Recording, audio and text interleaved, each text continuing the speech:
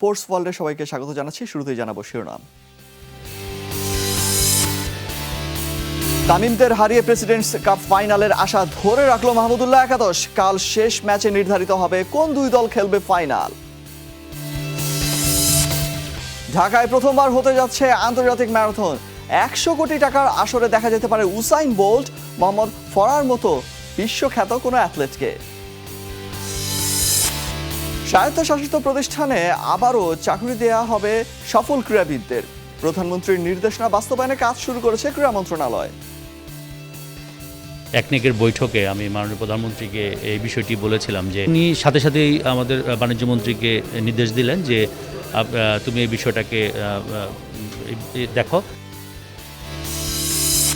আজ মাঠে গড়াচ্ছে চ্যাম্পিয়ন্স লিগের নতুন মৌসুম। বার্সেলোনা, চেলসি, ম্যান ইউ সহ মাঠে নামবে 16 দল।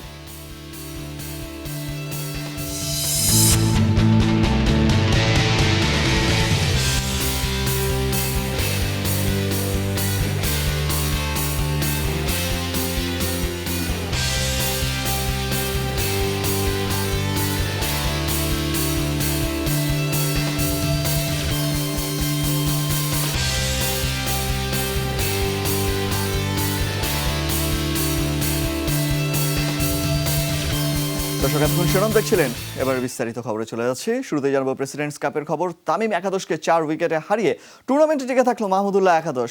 কোন দুই দল ফাইনালে যাবে তা নির্ধারিত হবে আগামীকাল লিগের শেষ ম্যাচে। তামিমদের করা 8 উইকেটে 221 রানের জবাবে 4 উইকেট হাতে রেখেই জয় তুলে নেয় রিয়াদরা।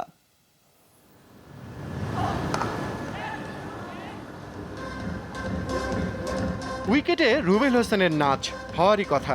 প্রতিপক্ষের একের পর এক টপ অর্ডার ব্যাটসম্যান যে রীতিমতো খাবি খাচ্ছেন এই পেসারের সামনে। এদিন আবু হায়দারকে নিয়ে ধসিয়ে দিলেন তামিম একাদশের টপ অর্ডার। 17 রানের মধ্যে 2 তামিম, বিজয় আর মিঠুনকে হারিয়ে তখন রীতিমতো হাঁসফাঁস করছে দল।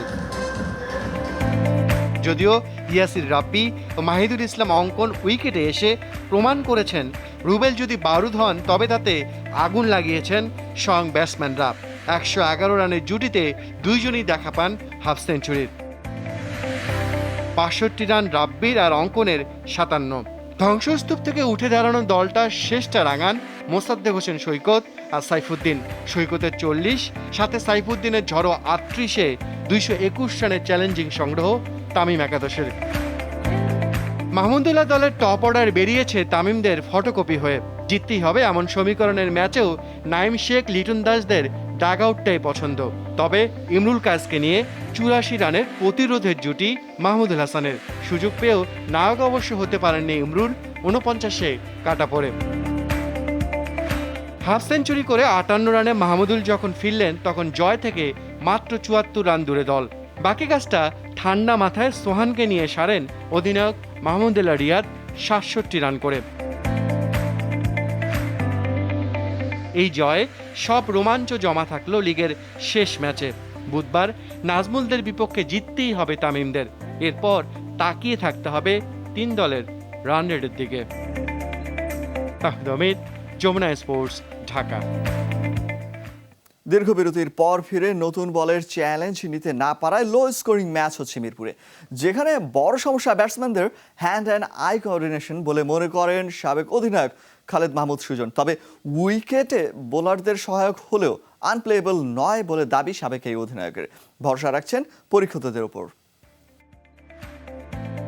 প্রেসিডেন্টস কাপ ক্রিকেটে এখন পর্যন্ত 150-র নিচে স্কোর 3টি, 200-র কাছাকাছি 4টি। অধিকাংশ ইনিংসই লো স্কোরিং, যেখানে ছন্দ খুঁজে পাচ্ছেন না পরীক্ষিত ব্যাটসম্যানরা। স্রোতের বিপরীতে মুশফিক সহ নাজমুল একাদশের 3 ব্যাটসম্যানই সর্বোচ্চ রান সংগ্রাহকের তালিকায়। টপ অর্ডাররা যখন ব্যর্থ, লোয়ার মিডল অর্ডারে ইরফান, সোহান, হৃদয়দের ব্যাট খেলেছে ম্যাচ বাঁচানো ইনিংস। কেন পারছেন না তামিম, লিটন, সৌম্যরা?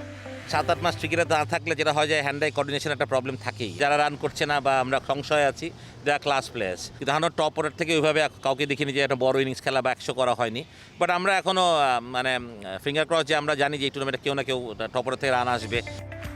শুরুতে যে চাপ বোলাররা তৈরি করছে, সেই চাপ থেকে ফাইট ব্যাক করতে পারছেন না ব্যাটসম্যানরা, বিশেষ করে টপ অর্ডার। সবশেষ 9 ইনিংস সেটাই বলছে। ওপেনিং জুটিতে আসে সর্বোচ্চ 27, সর্বনিম্ন 0। নতুন বলে চ্যালেঞ্জ নিতে না পারা শুধু ব্যাটসম্যানদের আত্মহুতি, নাকি বোলারদের কৃতিত্ব, নাকি উইকেট? হয়তো বা একটু ড্যাম ছিল, বৃষ্টি হয়েছে, এটাকেও আপনি আলাদা করতে পারবেন না। রোদ উঠে নাই মাঝে কয়েকটা দিন, বাট লাস্ট ম্যাচের উইকেট তো অনেক ভালো ছিল। উইকেট আমি উইকেট নিয়ে তো কমপ্লেন দেখি না, it's part of the game. খারাপ হবে ভালো আপনাকে অ্যাডজাস্ট করে খেলতে হবে। তারপর আমি এটুকু বলি যে যেরকম উইকেট ছিল না, যেটাতে আমরা 103-এ অল আউট হওয়ার মতন উইকেট কোনো সময় ছিল না, এটা আমাদের ব্যর্থতা, প্লেয়ারদের ব্যর্থতা, এটা মানতেই হবে। করোনা বিরতির পর ছন্দে ফিরতে ব্যাটসম্যানদের সময় একটু বেশি লাগলেও রুবেল আলামিন, মোস্তাফিজ, সুমনদের সাথে স্পিনারদের সাফল্যে সন্তুষ্ট team management. Salauddin Sumon, Jamuna sports, Dhaka. প্রথমবারের মতো ঢাকায় অনুষ্ঠিত হবে আন্তর্জাতিক ম্যারাথন প্রতিযোগিতা। জাতির পিতা বঙ্গবন্ধুর নামে এই ম্যারাথন প্রতিযোগিতার সম্ভাব্য বাজেট ধরা হয়েছে 100 কোটি টাকা। ঢাকা দক্ষিণ সিটি কর্পোরেশনের অর্থায়ন ও বাংলাদেশ অ্যাথলেটিক্স ফেডারেশনের সহযোগিতায় আগামী 26 মার্চ অনুষ্ঠিত হবে এই আসর। চেষ্টা চলছে উসাইন বোল্ট অথবা মোহাম্মদ ফরার মতো বিশ্বখ্যাত কোনো তারকা অ্যাথলেটকে আনতে।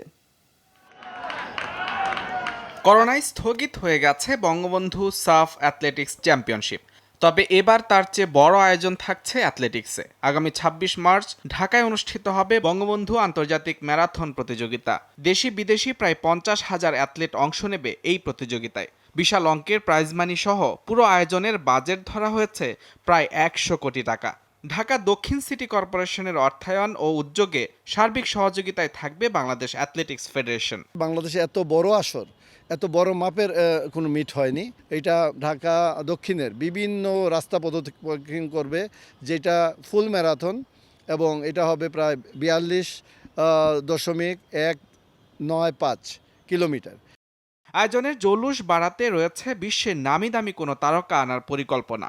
সেক্ষেত্রে বিশ্বের দ্রুততম মানব উসাইন বোল্ট অথবা দূরপাল্লা দৌড়বিদ মোহাম্মদ ফারাহকে আনার পরিকল্পনা আয়োজকদের। তাদের যে ডিমান্ড আছে বা তারা আদৌ আসতে পারবে কিনা এই বিষয়গুলি আলোচনা সাপেক্ষে আসবে। তবে আমাকে তাদের সাথে কথা, এজেন্সিগুলির সাথে যোগাযোগ করার জন্য বলেছেন, এবং এই ক্ষেত্রে তাদের কি ডিমান্ড হতে পারে বা কি ফুলফিল করতে হবে।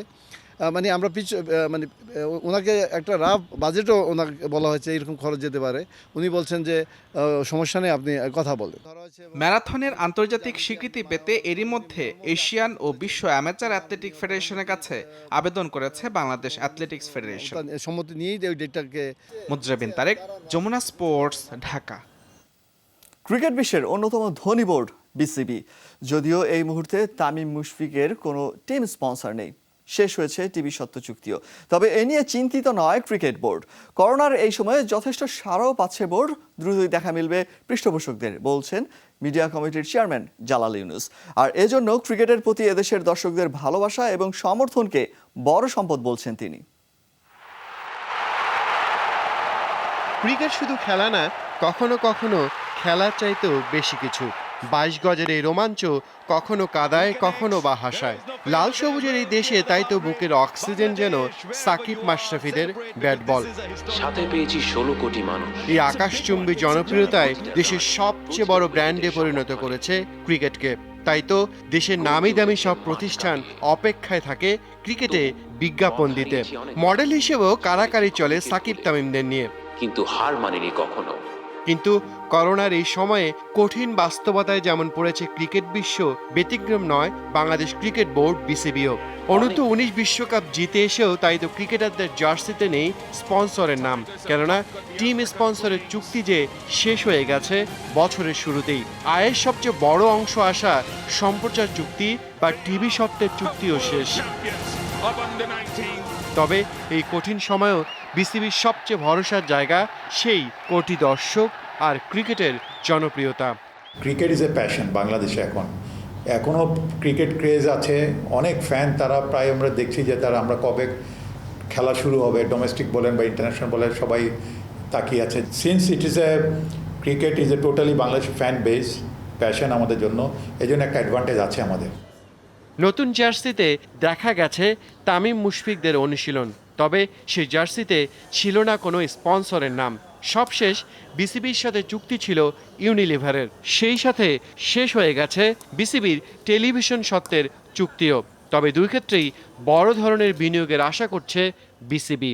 ব্রডকাস্টাররাও আছেন, তারা আসতে চাচ্ছেন, টিম স্পন্সর তারাও আসতে চাচ্ছেন, কিন্তু তারা কিভাবে আসবে মানে তাদের ভ্যালু কতটুকু পাবো, এই ভ্যালুটাকে আমরা অ্যাসেস করছি এখন।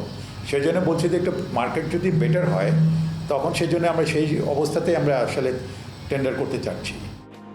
আপাতত কোনো আন্তর্জাতিক ম্যাচ না থাকলেও জানুয়ারিতে সফরে আসার কথা উইন্ডিজের।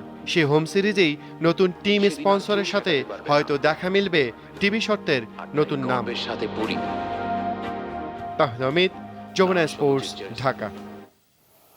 একসময় সফল ক্রীড়াবিদদের চাকরি দিয়ে নিজেদের করে নিতে রীতিমতো লড়াইয়ে মেতে উঠত দেশের প্রতিষ্ঠিত আধা সরকারি স্বায়ত্তশাসিত প্রতিষ্ঠানগুলো।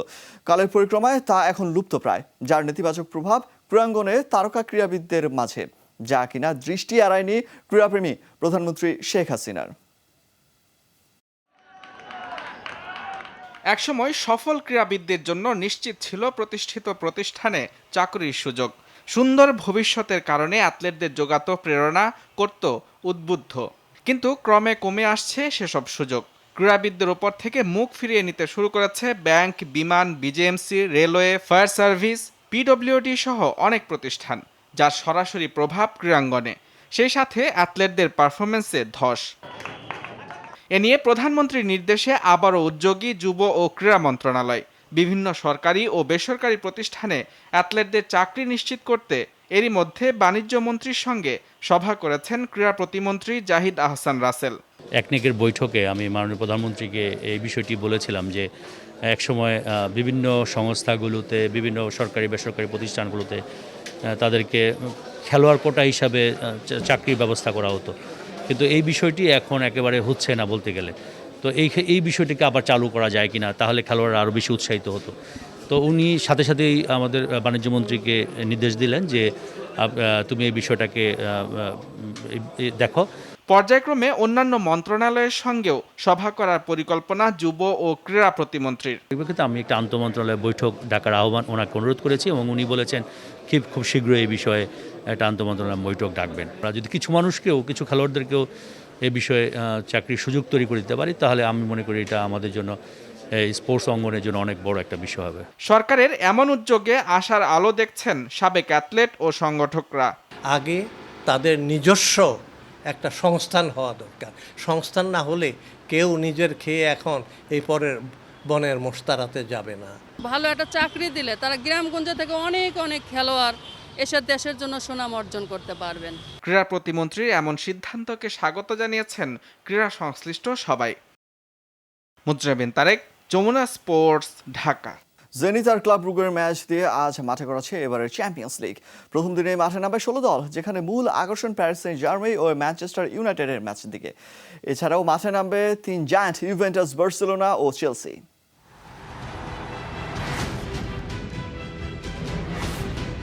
চ্যাম্পিয়নদের চ্যাম্পিয়ন হওয়ার লড়াই, মাঠের বাইরে থাকে উত্তেজনার পারদে ঠাসা, আশা, হতাশা আর প্রাপ্তিতে ভরপুর উয়েফা চ্যাম্পিয়ন্স লিগের 66তম মৌসুমের খেলা মাঠে গড়াবে আজ।